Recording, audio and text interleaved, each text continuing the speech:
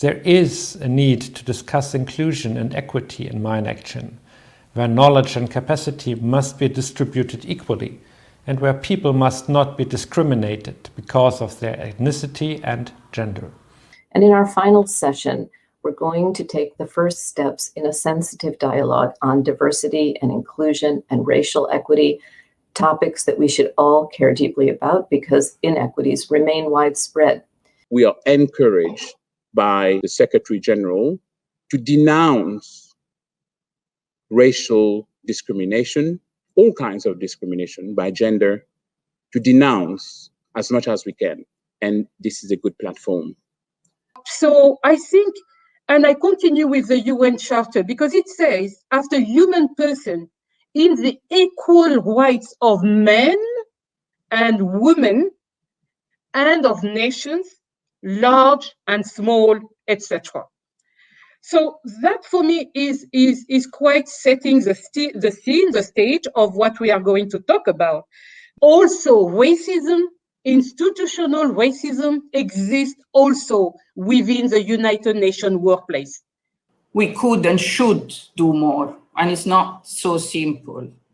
Ultimately, we not only need to be diverse, but to ensure that within that diversity, all voices are heard. Representation is, of course, key to that, and this goes beyond a single organization. We have only to look at the most senior levels in our sector to see what we still have a lot of work to do there. يعتبر الاحترام المتبادل جوهر استمرار الحياة الإنسانية، ودونه يفقد الناس عنصرا أساسيا يتعلق بالأمن والأمان، كما تعتبر المساواة وفق الأدوار المنوطة بمكونات البشر المختلفة جوهر نجاح الحياة واستمرارها دون معوقات تهدد المجتمع الواحد وتجعل مصيره إلى زوال. This is certainly something we should have in mind also as donors.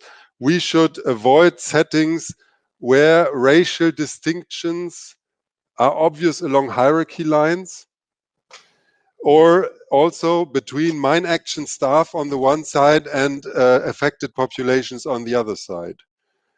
We all must fight racism and stand up for human rights worldwide. The NDM's last panel on racial equity in mine action proves that the mine action community deals not only with technical questions, but also seeks to deliver a concrete human rights-based approach.